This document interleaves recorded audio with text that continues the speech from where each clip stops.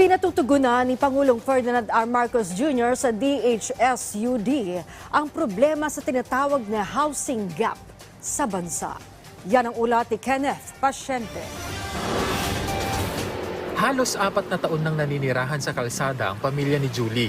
Dahil kasi sa pandemic, hindi na nila kinaya ang mangupahan. Kaya kasama ang kanyang 8 anak at 3 apo, nagtsatsaga sila sa loob ng isang kariton na tagpi-tagping tolda. Kapag tag-ulan, maglalagay ng trapal sa umaga, tanggal sa gabi, kabit. Ganyan talaga buhay namin.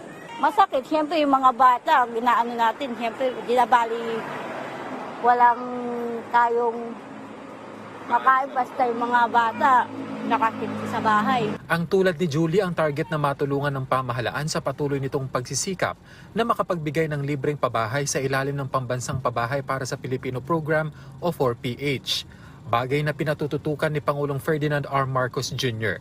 Sa sectoral meeting sa Malacanang na pinangunahan ng Pangulo kasama ang Department of Human Settlements and Urban Development at iba pang kinauukulang ahensya, hinimok ng Pangulo ang mga ito na dapat itong maisakatuparan at hanapan ng paraan para matugunan ang shelter gap sa bansa.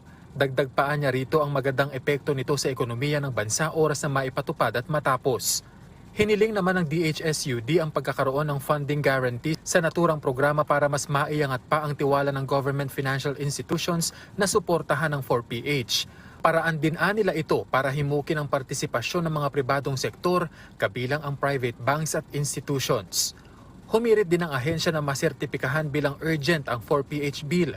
Gayon din ang budget allocation para sa pagtatayo ng mga pasilidad gaya ng basketball court at parke. Kinilala naman ng Pangulo ang mga request na ito ng DHSUD at hinimok na pagtuunan ito ng pansin para maipagpatuloy ang naturang programa.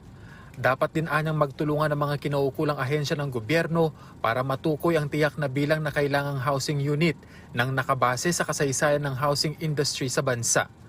Pinatitiyak din ng Pangulo na mananatili ang kalidad ng mga housing unit at binigyang diin ang tamang presyo ng mga materyales para sa transparency ng ilalaang pondo para rito.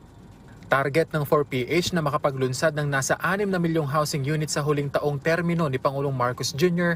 alinsunod sa bagong Pilipinas campaign ng pamahalaan na makapagbigay ng matiwasay na tahanan sa bawat Pilipino. Kenneth Pasyente para sa Pambansang TV sa Bagong Pilipinas.